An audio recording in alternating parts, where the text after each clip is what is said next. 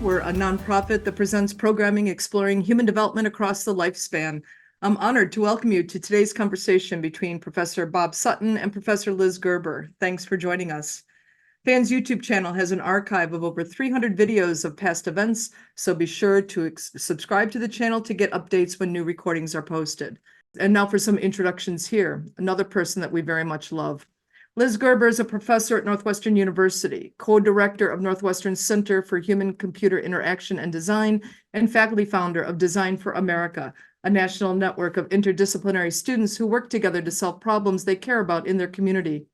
A globally recognized expert in the areas of innovation, technology, and collaboration, Professor Gerber has served as an innovation strategist, executive advisor, leadership coach, and innovation trainer for several of the world's premier organizations, including Fortune Global 500 Corps, philanthropic and humanitarian organizations, and educational institutions.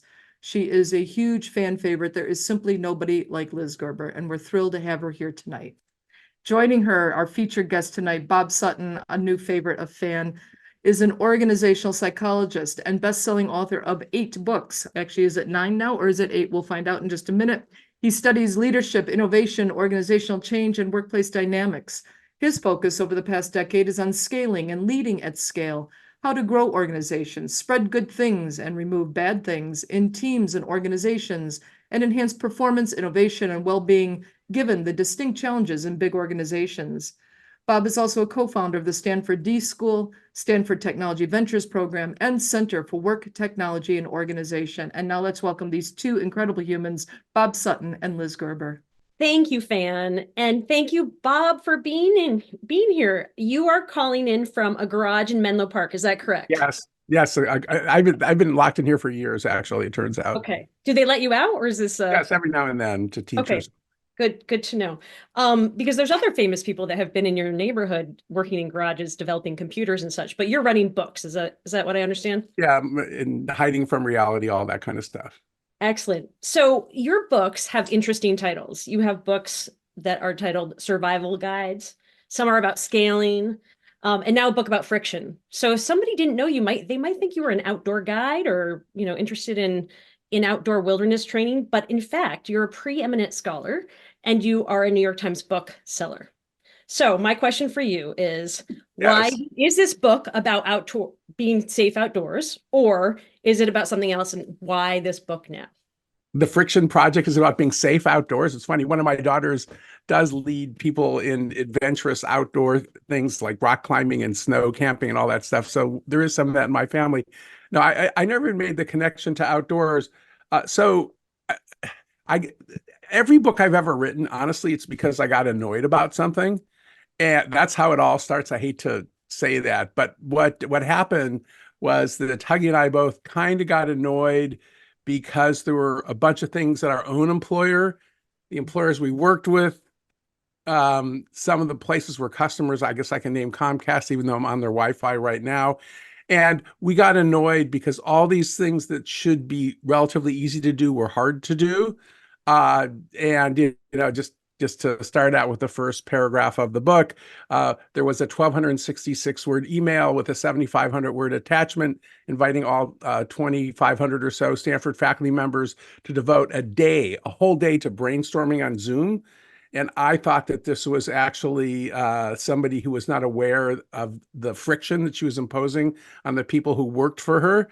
I wrote her boss immediately, being the shy person I am, of course. But to me, that's an example of the kind of things like, really, can't you think about the effect you're having on other people? So it was the annoyance that got us started. But then after that, I think the news kind of got better and a little more complicated. Excellent. And it reminds me of I've had the privilege of knowing you for 25 years. And one of our early conversations, I did dig through old emails in preparation for this. Oh, no, you know way too much. I did my research. And one of our early email was me explaining how long it was taking me to get reimbursed for $53. And I listed out every single thing I had to do to be reimbursed as a graduate student at this time. And you proceeded to take that email and send it to the chief financial officer of Stanford University and explained that maybe we could do this more easily. Yeah, well, I'm sorry to report that things have not gotten better, but we're trying.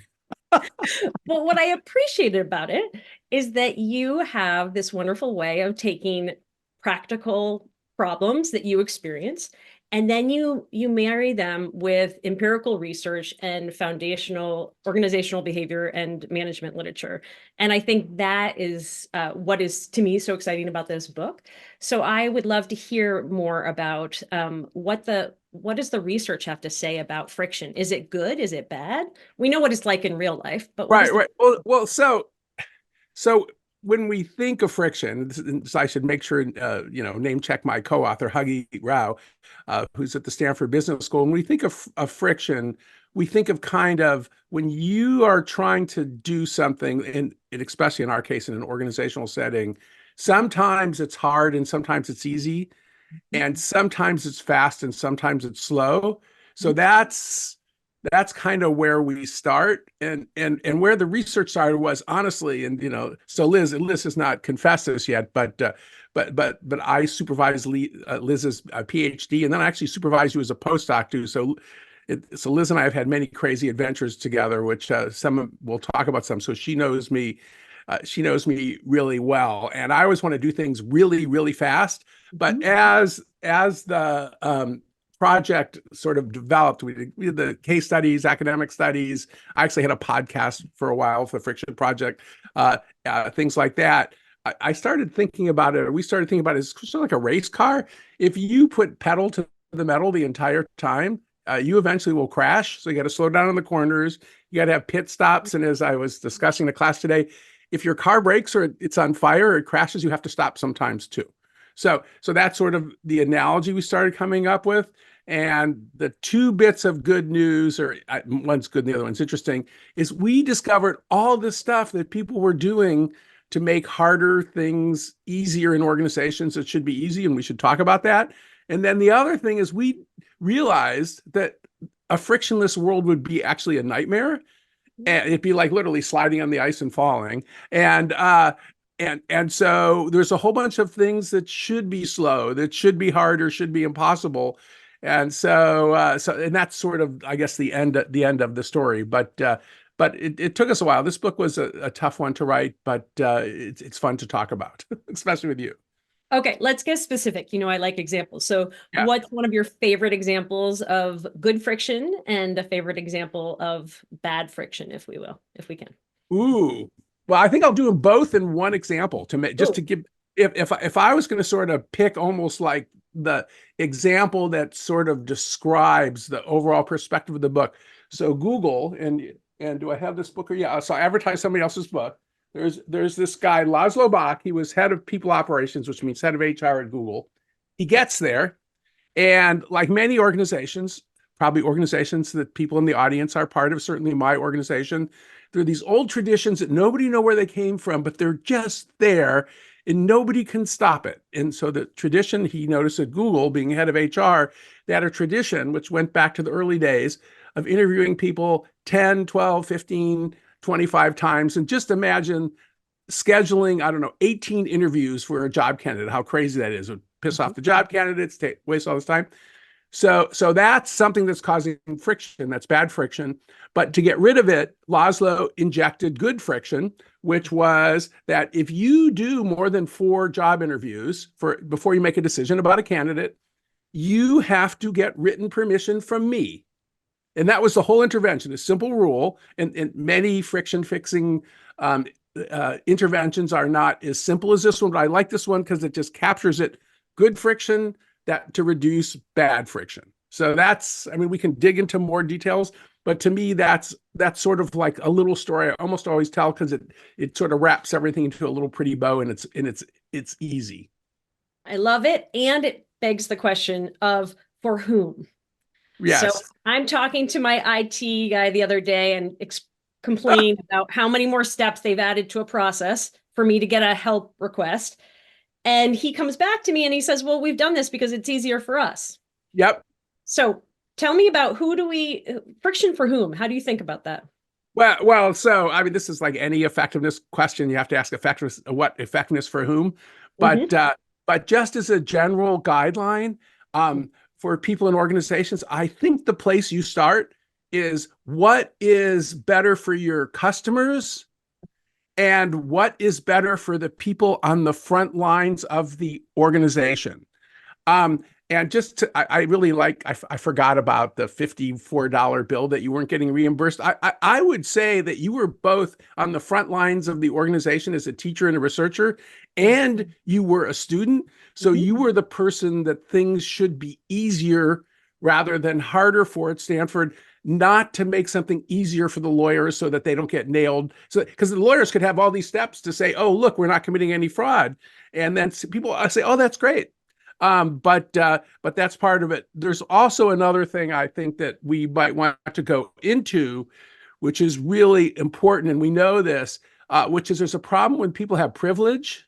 And so my definition of privilege, which I stole from somebody else, of course, is the absence of inconvenience that the little people have to deal with.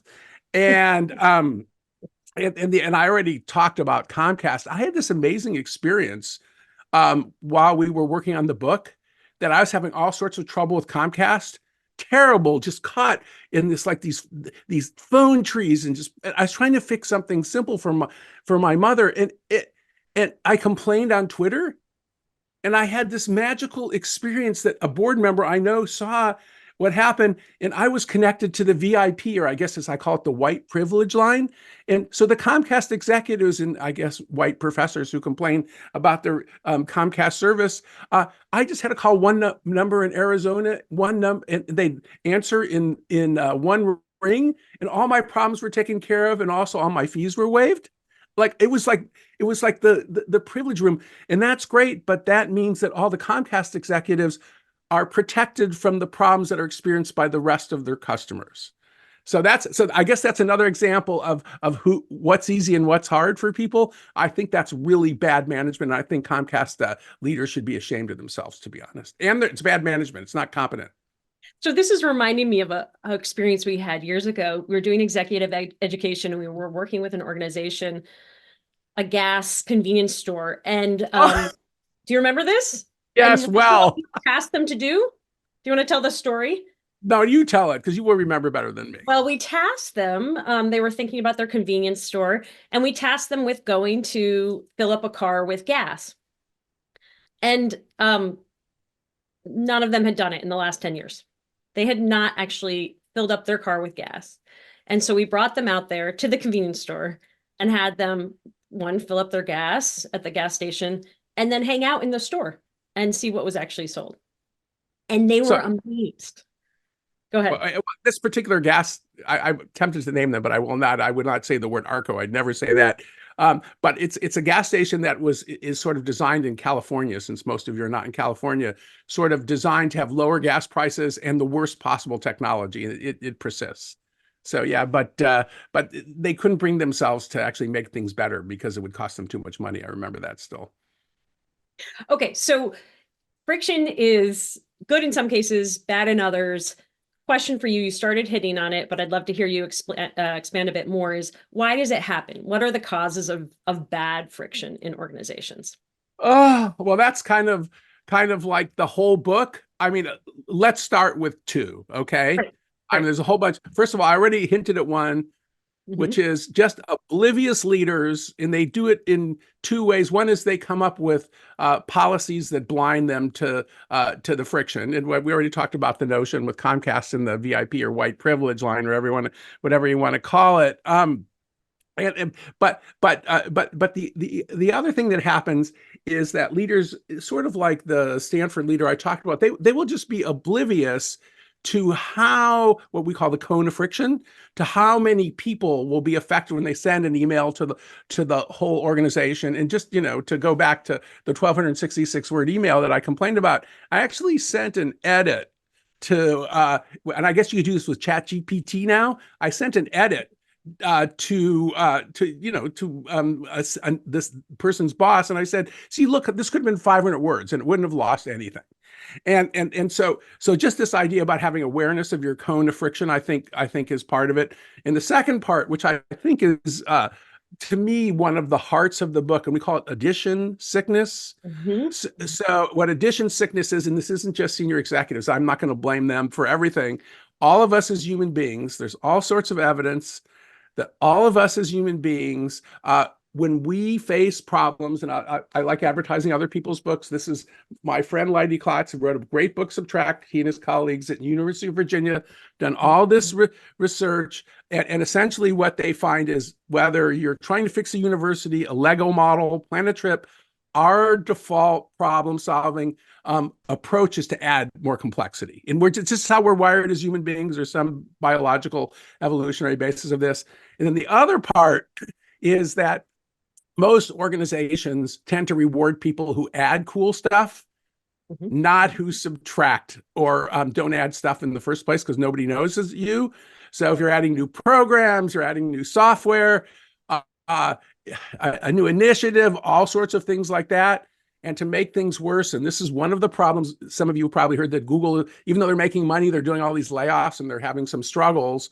That one of the problems that Google has, and why they have so many fiefdoms that all fight with one another, is that they have an incentive where the more people who report to you as a manager or an executive, the more you get paid.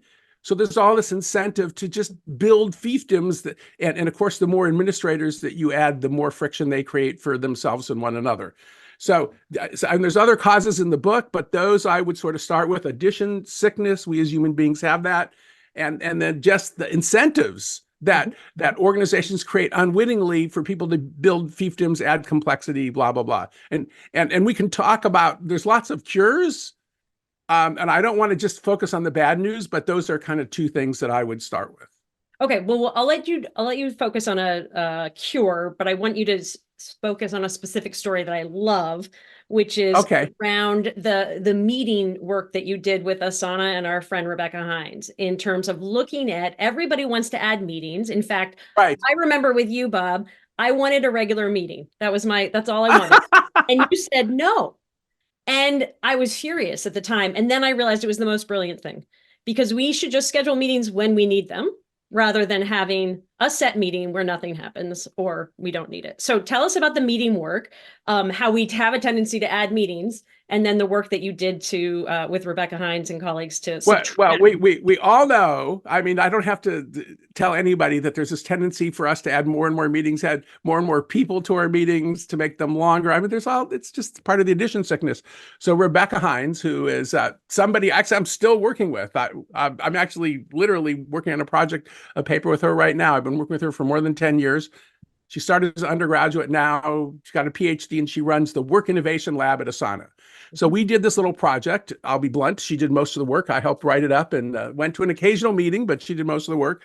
And what she did was she got 60 Asana employees and in the marketing department. And she got all 60 of them to evaluate every standing meeting on their calendar for how much work it was and how much value it was. And for half of them, she got them to remove all meetings from their calendars and then put them back in.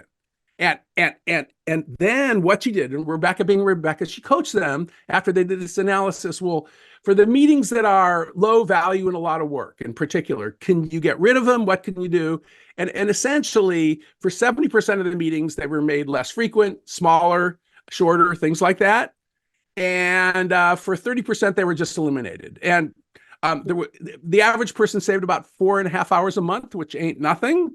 And Francesca in London, so this poor woman, she's between multiple time zones in this multinational company. She saved 32 hours a month. She was our subtraction star. But to me, I mean, the 4 hours a month, I think, is more reasonable. To me, that's a good example of just showing a little bit of discipline and also putting on that subtraction mindset, that subtraction mindset that helps us just think, gee, what could I get rid of? I don't have to add and add. So that's just a little experiment, but it was fun. I love that. So let's stay a little more on the problems, and I promise you're getting into the solutions, but we'll get to the upside here. But I just need to have you talk about two other concepts I love in your book. You name things. You and Huggy are brilliant at naming things. I would love to hear you talk about jargon monoxide. I teach PhD students all the time, and that's the first term I teach them. And I'd love you to explain what it means and why how it relates to friction. Okay, well, so jargon monoxide, which by the way, I think my skill is selection, not generation. I stole that from a woman named Polly LeBaire, who used to be a writer for Fast Company long ago. And I always credit Polly. So anyhow, to us, jargon monoxide is language that is incomprehensible, overly complex, and that it's kind of that's just what it is. It's stuff, and we have different flavors. I won't go through all the different flavors. I guess I'm allowed to swear. I saw it in the chat. There's bullshit. There's actually a large academic literature on bullshit, language that means nothing to the people who say it or the people who hear it. So An that's example, one. Dean? What's an example? What? I mean, I guess it's jargon value. What'd you say? Synergy. Synergy, value added. That's also a little bit of biz buzz. Oh, I should give you Deepak Chopra is like famous for coming up with sayings that mean absolutely nothing. In fact, researchers who study bullshit use his tweets. I should find one. Use his tweets to have like examples of bullshit. So hollow phrases that mean nothing. Then there's sort of in-group jargon, tribal language that might mean something to you but not to other people. Overly convoluted stuff. And then our favorite one, I think I'm going to focus on this one, is noise. And just since you and I, and maybe I'll get in trouble with you. So Liz and I, one journey we sort of had together is the arc through the design thinking movement. So in the very beginning, when I first met Liz, which was like, what, more than 15 years ago, Early 20 years ago, 20 years. 20 years ago, nobody knew what design thinking was. And in fact, they were just starting to use the term thinking, but it did sort of mean something to us. But then there's so many different flavors of design thinking that it means nothing to anybody because everybody has their own definition and their own approach. So sometimes we call this the jargon mishmash syndrome. But what happens to language over time, and this also happened to the term agile, I would argue, over time is words that used to mean something mean so many things to so many different people, they're actually become useless. And I'm afraid that has happened to our friend, the term design thinking. I don't know what it means at all anymore. And there's a great book by the senior author is Daniel Kahneman, the late Nobel Prize winner, on noise. And he defines noise as a random scatter of ideas.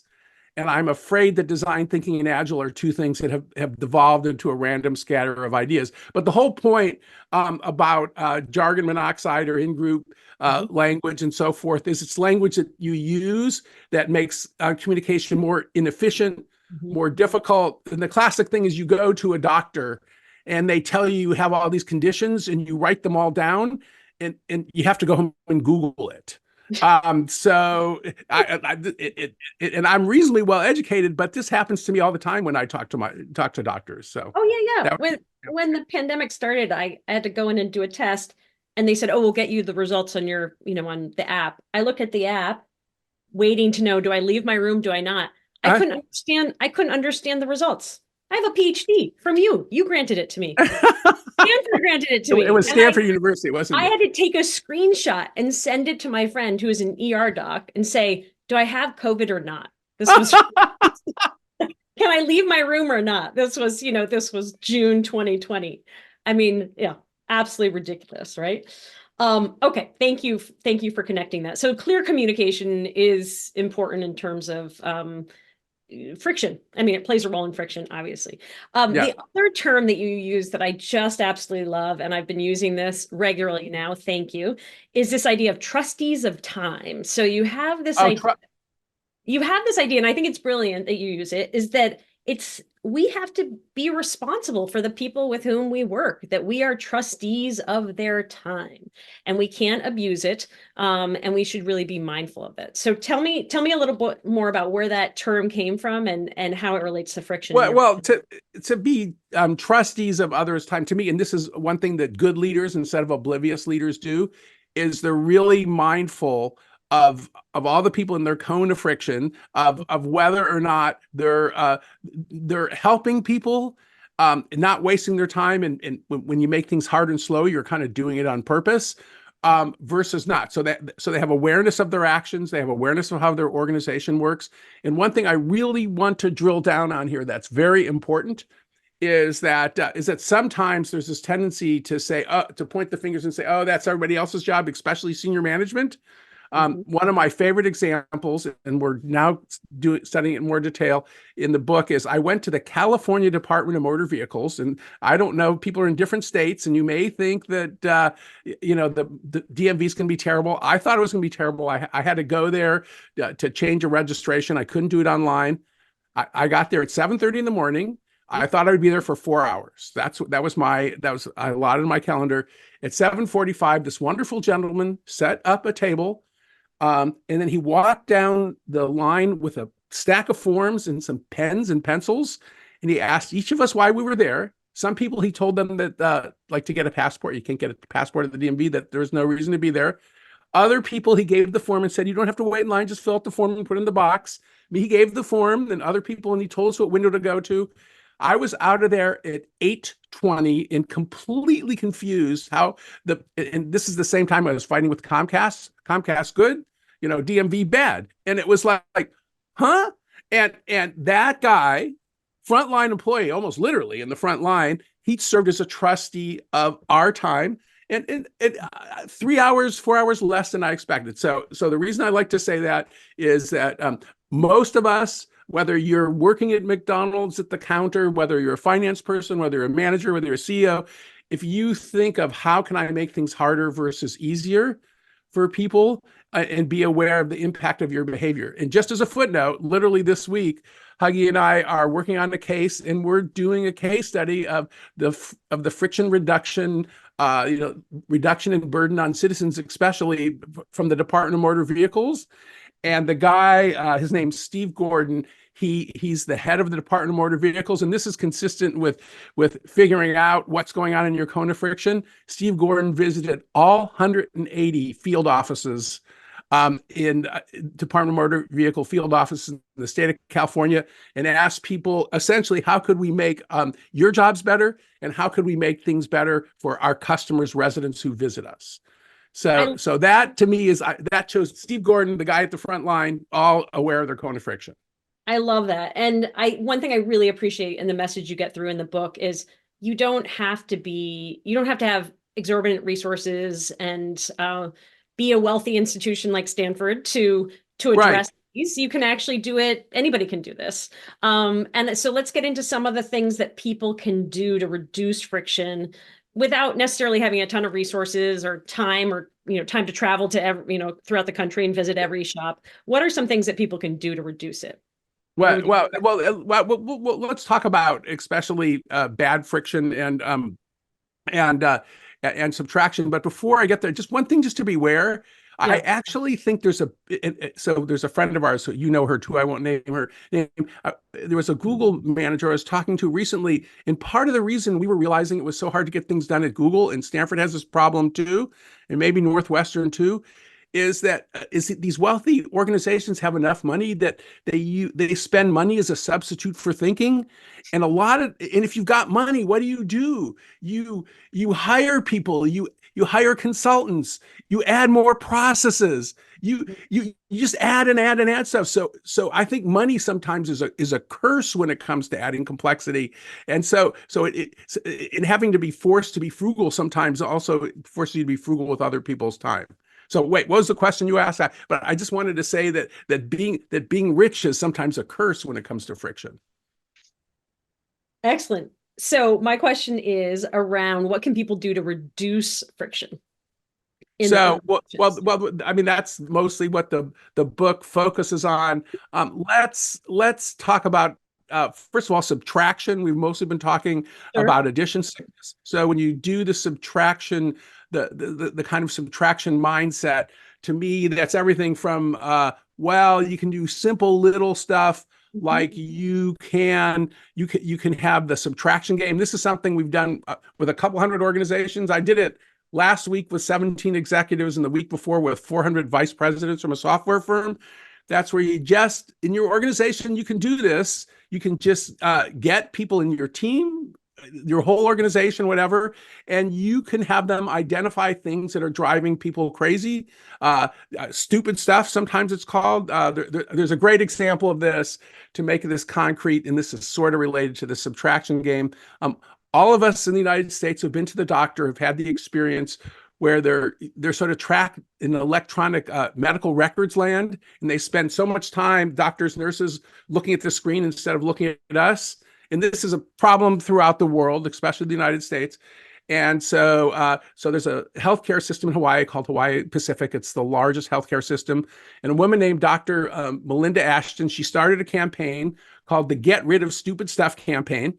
She put together a little team, and people made a whole bunch of suggestions about things they would get rid of. And just one little example, every time a nurse or a nurse's aide changed a diaper on a baby, they had to do 3 clicks. You can imagine 3 clicks? They got that down to 1 click.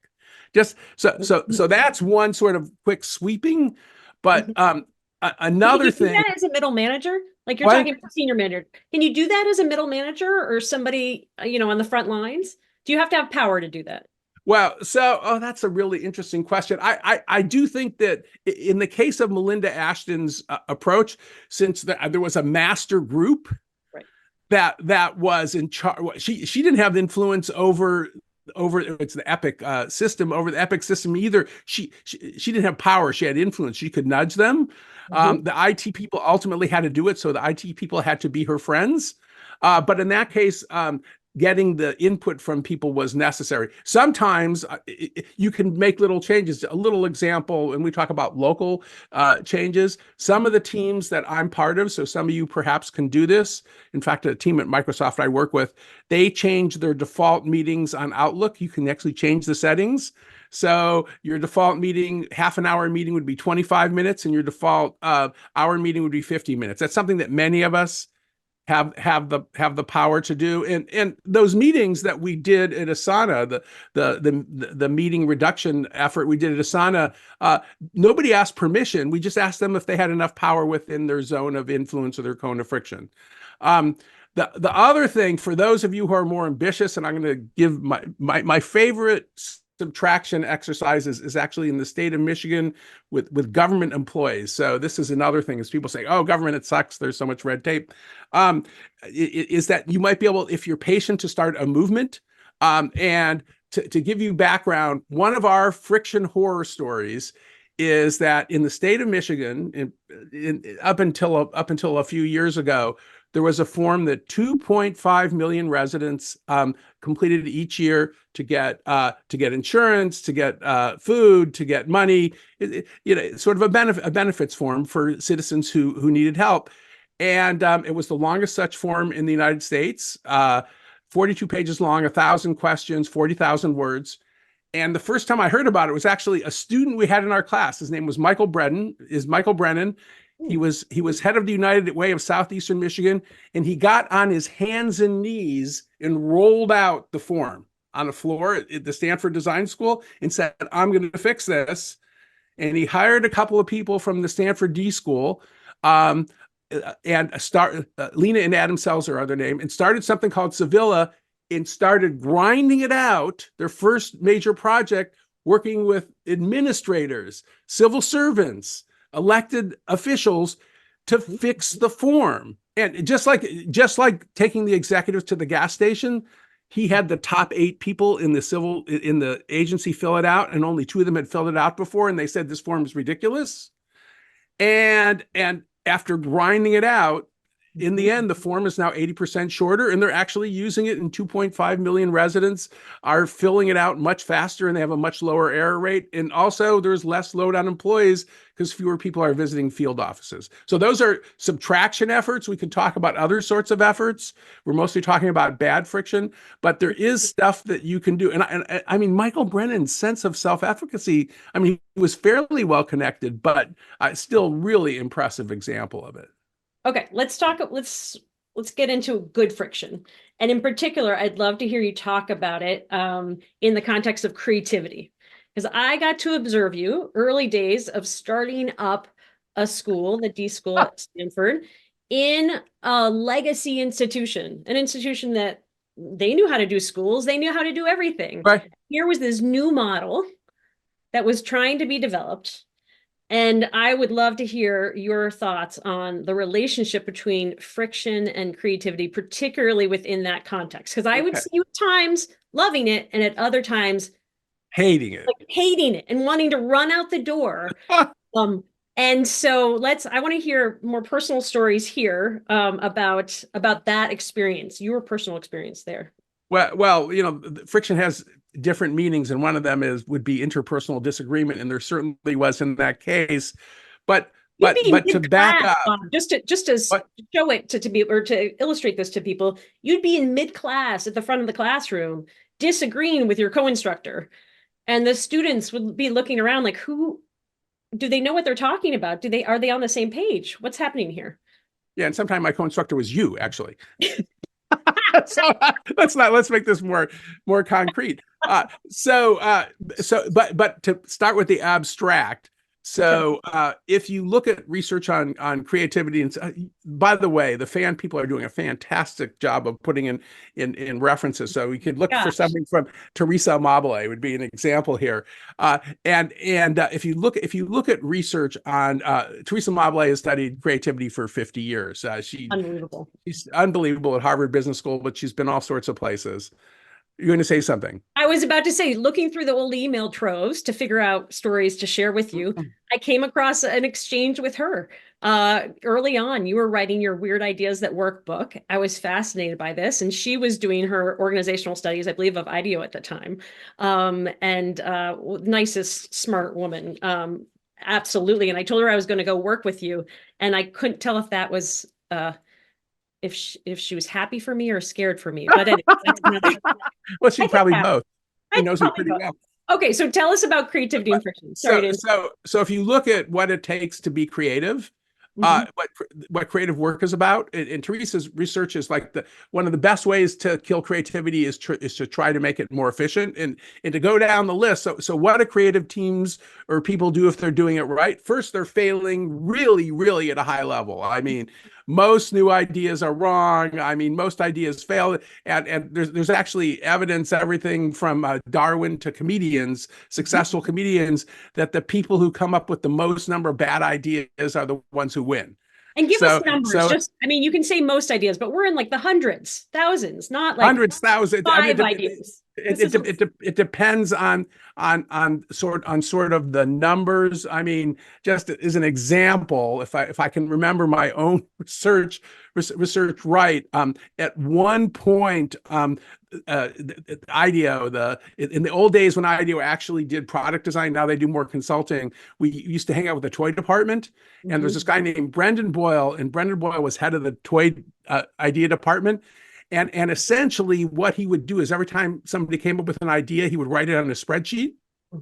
And essentially the numbers was they came up with about 1,100 ideas a year. And about, what was it? About once a week, they try to build one of them. So maybe they build 50 of them, 50 toys, and they'd sell about 10, and about 2 of those would be commercial successes. And if you look at the numbers for venture capital, they sort of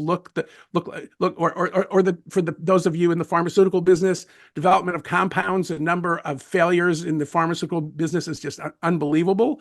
So there's failure rates. Darwin actually had a lot of bad ideas too. He wrote a bunch of books people never heard of, ironically. There's conflict, there's confusion. That's just the nature of the creative process. And people for years have been trying to make the creative process less inefficient. They haven't made much progress. The greatest thing is maybe ChatGPT is going to save us and it's going to make it more efficient. We'll see. I'm skeptical, but I could be wrong. So if you're doing things in terms of a high friction way, doing something creative, it's going to be tough. And to go back, since it was creative, to what Michael Brennan did to fix that form in Michigan, which entailed weaving together a whole bunch of different perspectives and also doing 12 or 13 different prototypes. He said to us, we succeeded because in reducing friction, because we took the path of most resistance. We did it the hardest way to get everybody on board, to get a solution that was legally and politically viable. So creativity is not an efficient process, and you can make it less inefficient maybe by failing faster. But many organizations I've worked with, including one famous, there's only so many automobile companies. I remember the way that they finally came up with a solution to speed up the vehicle development process, which was they changed how they calculated it. They started counting later in the process. They didn't count the very first messy stage. So that's how they sped up the vehicle development process, was by changing the metric, not by actually changing the process. Okay, you alluded to this, but we got to get a little deeper into it, which is the role of generative AI here. So, what is the role of generative AI in friction? And I'm gonna push you on this, because there's a lot of conversation right now saying generative AI, our productivity rates are going to be, skyrocketed. We're going to use it to these emails that we get that are 10,000 words long. We're going to say synthesize, and we're going to, shorten to a sentence or two. What's your sense of how this is going to influence the world of friction? Well, first of all, one thing I've been really, really careful about is not to be an expert about things I'm an idiot about. So I'm not an expert on generative AI, but I am in engineering school, and I keep asking people who are smarter than me. Yeah. And what they say is Fifi, Rebecca Hines, who actually knows a lot in the work innovation lab at Sutton, what they say is it's just like any other tool. If you instruct it to subtract or to make things simpler or to get rid of jargon monoxide, it will do it. But if you use it to add more and more emails, long emails, more and more procedures, it's just a more efficient way to make other people inefficient. So that's where you talked about this notion. It's a really efficient way to write a really long email to send lots of people. But if you have some discipline, it might help. So that's the best I can do, but is to parrot people who, including your old classmate, Paul Leonardi, who's one of the experts on this and is writing a book on digital exhaustion right now. So that's the best I can do. Is that if you're going to use it, just be aware. Again, if you're aware of your cone of friction when you use it, you can make it worse or better for the people who you influence. Okay. We're going to make this personal for a moment. We've talked a lot about work context, but I know people are listening online thinking, does friction exist within the home? Does Bob live in a frictionless world? Is everything frictionless in his world? So we're going to get personal for a moment. You have 3 children and an amazing wife who's incredibly successful. Do you live in a frictionless household? No, everything's just, everything's complicated. It's just confused. That's just life. This is like the end of the thing. Yeah, yes, in our life, everything's messy. Like, we have 3 different adult children. I thought that once they left the house, like, we would never have to deal with them. And there's always like a new little sort of mini emergency. And that's, that old line that life happens while you make other plans and you expect life to be messy. Whether you're cleaning up your life, as we try to do every day with not, enormous success, some success and some failures, or, going back to trying to have an organization or a team-wide effect, effort to reduce the burden on people, it's always a messy, confusing, upsetting process most of the time. And that's generally been my advice, whether it's a PhD student like you or an executive that I'm talking to who's trying to make things better, be it through design thinking or friction fixing or whatever, is sort of like you've got to just embrace the mess. I mean, one of our mentors, David Kelly, the real founder of the D School and the real founder of IDEO, I mean, so many times when I complained about how messy and screwed up things were, he always just said, if you're doing something important or hard, it's always messy. And if you don't want to do something important or hard, and you can't deal with the mess, you should go do something else. And I don't know that he ever said that to you, but he sure said it to me a lot of times. Oh no, I've definitely heard that. Another personal question I'm going to get into is in this incredible book that you signed for me, The Friction Project. On the inside, you wrote to Liz Gerber, which very kind, a world-class friction fixer, perhaps shit fixer is a better way to put it. What's the difference? What should I make of that? Okay. Well, I didn't mean that personally is shit fixers, but it's pretty funny. I just noticed at Fan, and by the way, they're just putting in these amazing stuff in the chat. Incredible. It's remarkable. Lonnie and Amory. So in the process of writing a book, since you have all these authors on at Fan, the question is, what's the title going to be? So Adam Grant, I saw Adam Grant, and Adam Grant was nice enough to endorse the book, and we've both known Adam Grant even before he was famous. That's how long we've known him. And so Adam and I, just about 2 years ago, we had this brainstorming session. What should we call the book? And I am also author of the No Asshole Rule, so I'm already known for writing books with dirty, controversial titles. And Adam and I get translated into many languages. I just want that to be clear. That book is in how many languages? I don't 30 or 40. Yeah. Georgia is the last, in Estonia, the last two countries. I mean, that's how relevant that idea is. Everybody deals with them. So okay. in every culture. Every culture. Adam and I decided the book should be called the Shit Fixers. That's what we decided. We were all excited. And then we have this great editor. Huggy and I get excited, and we changed the book proposal to be the Shit Fixers before we sent it out for bid. And then our literary agent, and even after we sold the book, they said, what does it mean to be a shit fixer? What kind of shit are you fixing? It could be virtually anything. And I think this is where we come back to you, Liz. I think that there are some people, it's like there's some people running the fire to save the children. There's some people who run away. You are somebody, when you see something messy, you run towards it. I think, I'm not sure this is always good for you. but I think that's when somebody needs help, when things are confused, like messy problems don't upset you, but other people sort of run away from it. But the problem, we had two problems. One problem was just we didn't know what it meant. The other problem, and this is a problem with swearing, since I write books that have obscenities in them, more and more engines or filters, whatever, if you have a dirty word in it, it just stops it. So, and I just give you an example. Like I had a speaking gig that was confirmed for August, and I won't name the company. And all of a sudden, I thought the person started ghosting me. And the reason was that in my signature line, it said, author of the No Asshole Rule, and it just got caught in their spam filter. So I thought she was ghosting me. It just couldn't get through. And so now if you look at my signature line, it said it's No A-hole Rule. So that was the other thing, is that apparently for Amazon and other search engines, if you talk dirty, it's getting to be more and more of a problem.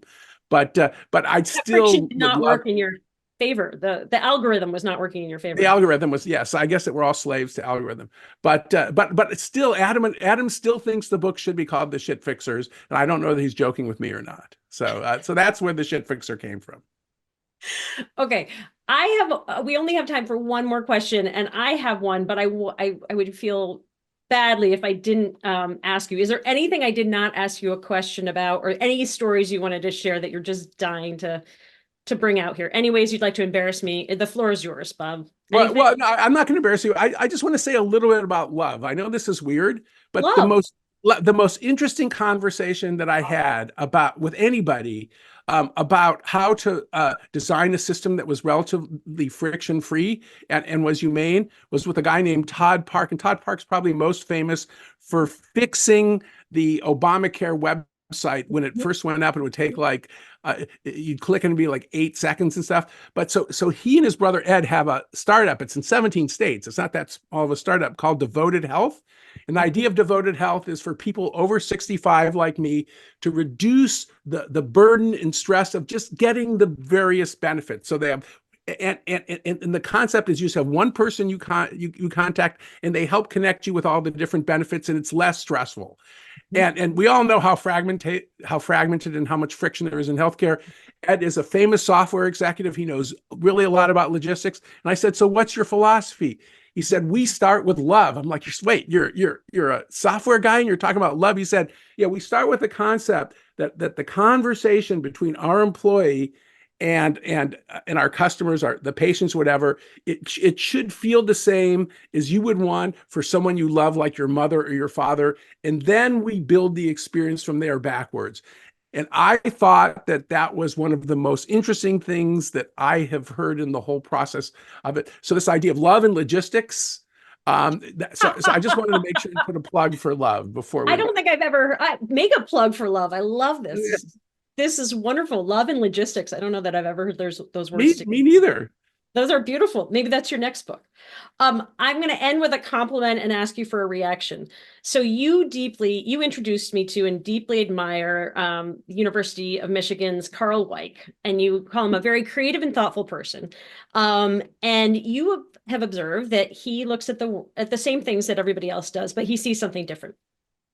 And I think the same way about you. I talked to a few people that we know and love in preparation for this, and they all said, Bob looks at things and just sees them a little differently.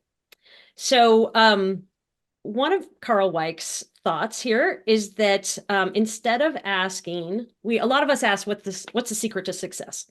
Instead of asking, am I a success or a failure? What we should really be doing is thinking about, am I in the here and now, and am I learning? And am I present? Am I loving? Am I tending to what's going on? And so I would love to hear your final reflections on that before we get to the question and answer session. What do you think about that? That's something that is stolen from Weick, who he stole from somebody else, since there's no original ideas. But when I was thinking about what brings out my best versus my worst self, if I would make this personal, since you're asking it to be personal, when I think I'm a failure, I'm a loser, I put my head down, I get depressed, I don't want to do anything. And then I have had periods in my life where, something really good happened. I'm just so smart. In that case, I'm like an arrogant jerk. And in neither case am I actually very good about learning. And that's why, at least when I think I'm my best self, when I'm able to focus on not am I a success or a failure, am I succeeding versus failure? What am I learning? And this reminds me, and I brought this up today. Do you remember the completely failed hip hop concert we tried to promote through our class? I was hoping that would come up. Please, please, please explain that one. It's a long story, and I know we only have 1 minute, but in brief, for a little class we're teaching at Stanford, we got some fairly moderately well-known hip hop artists and got them to do a concert at Stanford, and our students were supposed to promote it, and hardly anybody showed up. And it was a total disaster.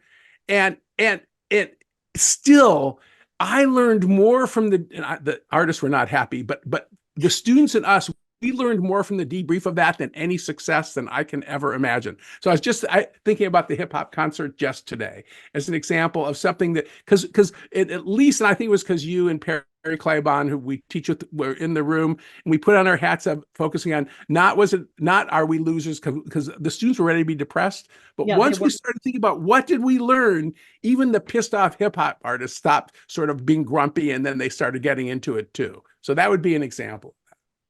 That is awesome. Thank you so much, Bob. It's always such a pleasure to talk with you. Thank you to Fan for hosting you and making this possible and getting all these books. It's just, what a pleasure. Thank you. I'm going to turn it over to Lonnie. Thank you so much, Lonnie, for giving us this opportunity. Thank you. What a treat listening to the two of you. And I'm thrilled that we get another hour with both of you at After Hours. So first things first, Liz, thank you so much for, as always, bringing your whole self, the heart, the mind, the whole piece to the screen and in person when we get that pleasure of you in person. Thank you so much again for yet another gift to Fan. Thank you, thank you, thank you, thank you. We just adore you. Bob, you are clearly number one with a rocket. We are just loving your vibe, loving every single thing. You have such a great take on like everything. Love your humor, love your big brain, love your sensitivity.